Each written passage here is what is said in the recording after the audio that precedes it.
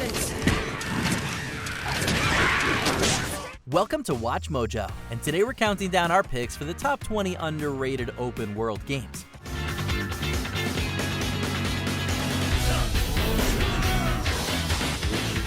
For this list, we'll be looking at open world games we believe didn't get nearly as much love as they deserved.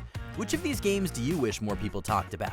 Know of any other open world hidden gems? Let us know in the comments. Number 20, Need for Speed Most Wanted. When racing games began to move into the open world space, players gained a new sense of freedom we're sure they're grateful for. While Most Wanted wasn't the first open world entry in the Need for Speed series, it did a lot of things right that we wish it got a bit more credit for.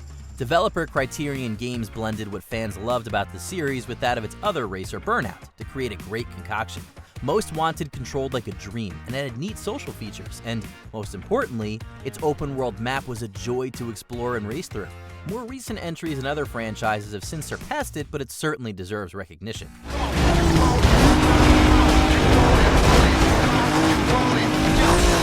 Number 19, Days Gone.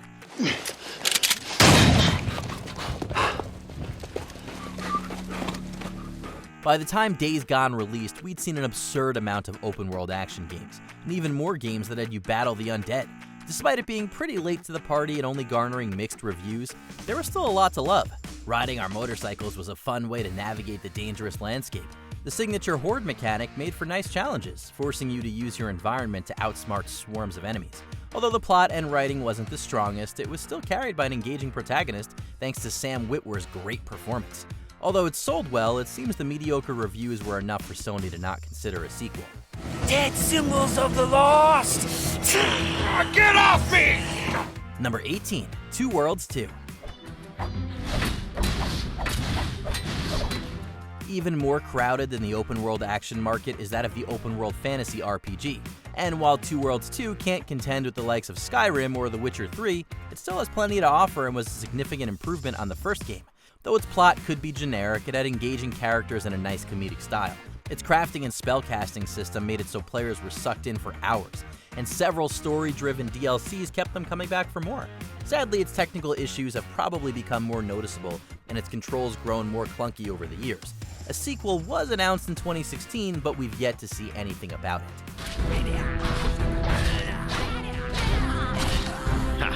Number 17, The Godfather.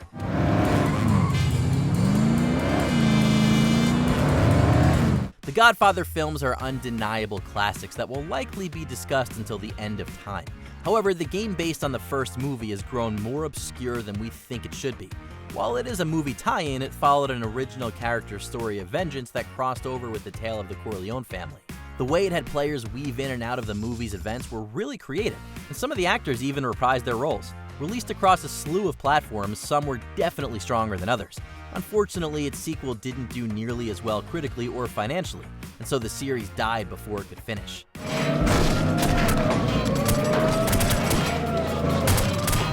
Number 16, Stalker, Shadow of Chernobyl.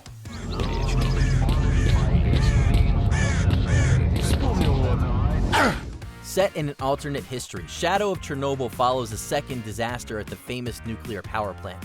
You awake with amnesia and must piece together your past while navigating an incredibly dangerous world with mutated creatures and increasingly stranger occurrences. The FPS had terrific scares and was backed by a clever premise that made you want to keep digging. Although it has received a couple of sequels with another on the way, Stalker never became the household name it deserved to be. Perhaps that was due to it being a PC-only series. Regardless, it's certainly worth seeking out for horror shooter fans.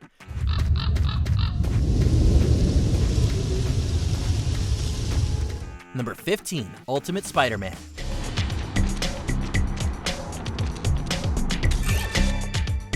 Released the year after the beloved tie-in game for Spider-Man 2, Ultimate Spider-Man didn't make quite as big a splash. Looking back, it definitely should have. The cel-shaded art style combined with its panel layout cutscenes make it look more like a comic book than most other superhero games. And just like the previous Spider-Man adventure, it was an absolute blast to web swing through the open world New York City. One thing this game had over most Spidey adventures was the ability to play as Venom, which changed up the gameplay. While many other Spider-Man games can be hit or miss, Ultimate Spider-Man stands tall as one of the best.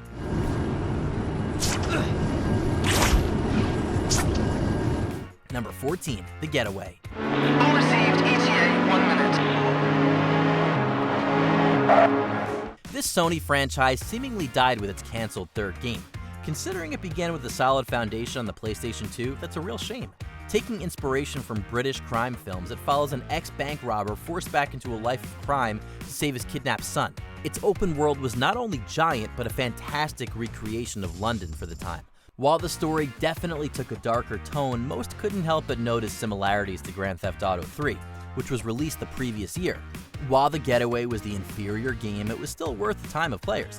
However, lackluster reactions to the sequel and the canceled third entry ensured The Getaway would be mostly forgotten.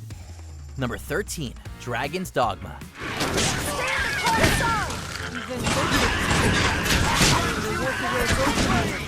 In this action RPG, you play as the Arisen, destined to defeat an evil dragon known only as the Dragon. Not the most original plot, but it didn't need to be. Combat was excellent and quite varied due to the unique class options. Its world was in constant flux due to it always operating regardless of the player, as well as having a dynamic weather system and day and night cycles. Its pawn system was also praised. Your NPC companions had genuinely great AI and provided a plethora of helpful features. Although it debuted strongly, it doesn't seem to be brought up as much as it deserves. Hopefully with the upcoming sequel, the love for Dragon's Dogma will continue to grow.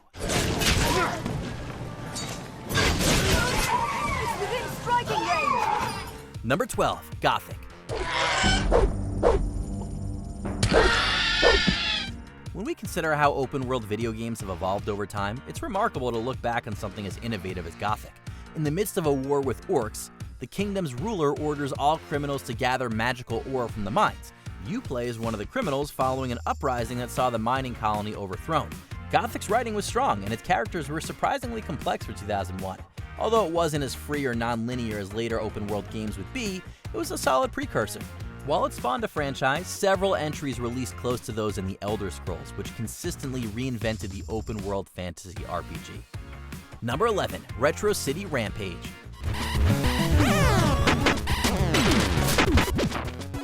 If you ever want to revisit the top-down days of Grand Theft Auto, we highly recommend V-Blank Entertainment's pop culture-infused Retro City Rampage.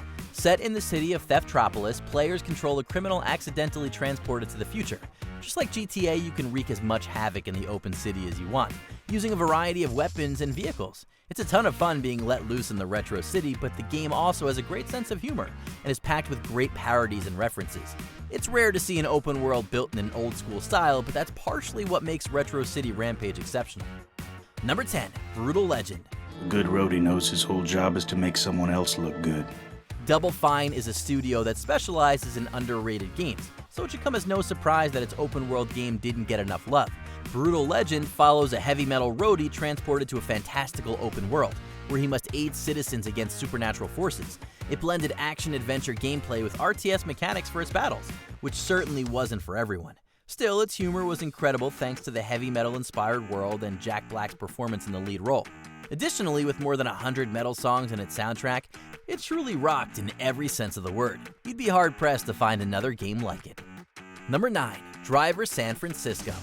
All units in the vicinity of Fillmore, we need urgent ambulance escort. Critical RTA. Please respond. With a few mediocre entries leading up to it, the Driver series was already on the way out by the time San Francisco was released. That's truly unfortunate because it may actually be the best installment. It follows a comatose police detective in a dream world of San Francisco, trying to piece together the plan of the real-world criminal who put him there. That silly premise is really to set up the game's main mechanic. You can shift your consciousness between various NPCs, able to seamlessly jump from one vehicle to another. This mechanic added another fun layer to exploring the game's world. Since this entry was delisted in 2016 for licensing issues, it seems it will only grow more unknown.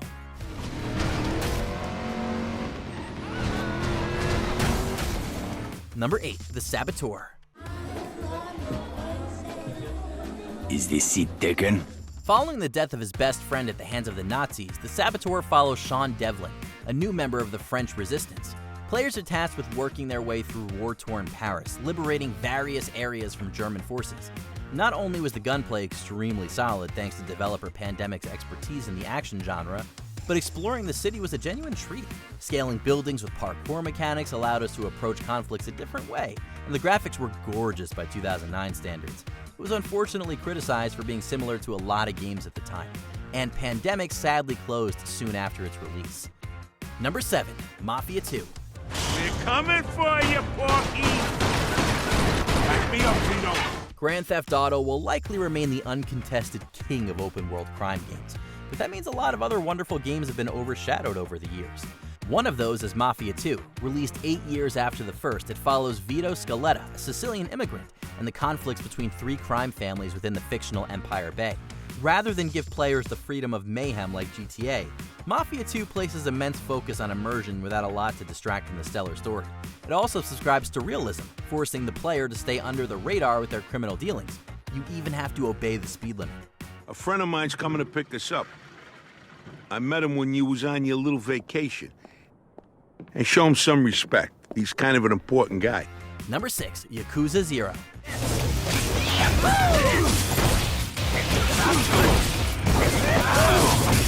We're extremely grateful that more and more players seem to be discovering the Sega series, but still, it isn't at the level of recognition it deserves. As a prequel to the series, Yakuza 0 is a great place to jump in. Set in late 80s Tokyo, it follows various factions of the crime group fighting over a certain piece of land. While the central story is pretty straightforward, there are a plethora of side activities ranging from silly to downright absurd. Whether you want to sing karaoke, race slot cars, go bowling, or just visit your local arcade, there's a surprising amount of range in how you can spend your time.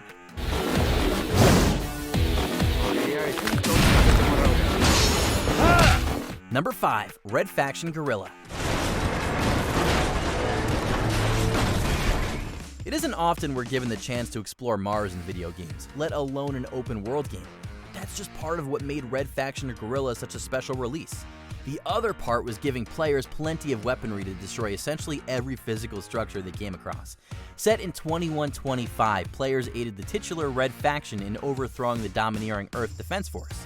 Broken up into 6 sections, it was tremendous fun traversing the planet and blowing up everything the enemy had worked so hard to build.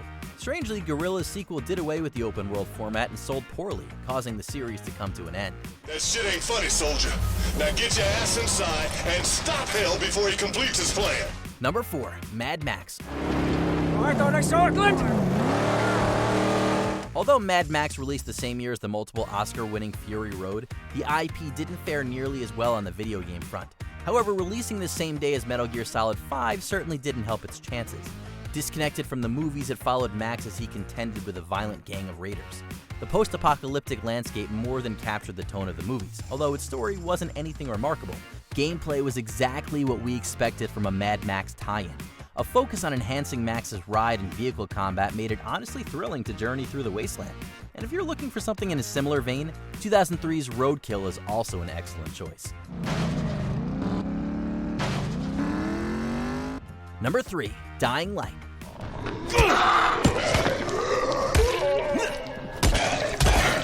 Another in the long line of zombie survival horror games. Dying Light has a few noteworthy aspects that set it apart. Set in the fictional Haran, ravaged by a virus, it tells the story of Kyle Crane, an undercover agent sent to uncover data that could lead to a cure. With a focus on crafting, melee combat, and parkour, Dying Light is a delight to play, but that feeling of delight may quickly vanish. It's also a survival game through and through. You'll definitely regret venturing into the city without proper preparation, especially at night when the undead are far more aggressive. Although it sold well, it didn't reach the critical heights it so clearly deserved.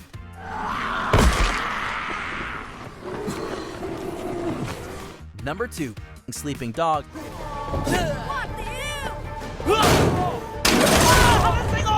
What originally began as an entry in Activision's true crime series was canceled by the publisher partially out of fear it couldn't compete with Grand Theft Auto. Although the comparisons were still there after it was saved by Square Enix, Sleeping Dogs is much more than a GTA clone.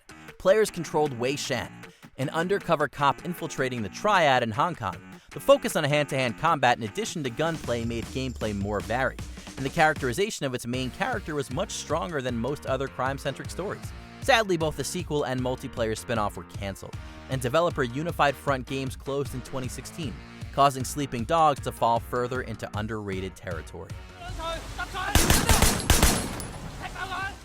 Before we continue, be sure to subscribe to our channel and ring the bell to get notified about our latest videos. You have the option to be notified for occasional videos or all of them. If you're on your phone, make sure you go into your settings and switch on notifications. Number 1. Sunset Overdrive. Bounce on cars and grind on wires until you reach style level 1. Insomniac Games has given us a treasure trove of PlayStation exclusives, from the Ratchet & Clank series to Marvel's Spider-Man. However, in 2014, the studio partnered with Microsoft to release what would be one of its most underappreciated games. Set in the not-so-distant future, players navigate a city overrun by mutated humans, made so by drinking Fizzco's energy drink. The humorous writing had us chuckling along constantly, while the traversal mechanics made navigating Sunset City one of the most joyous experiences in any open-world game. Being an Xbox One exclusive during a low point for Microsoft meant it didn't get as much eyes on it as it warranted, but will always champion its greatness.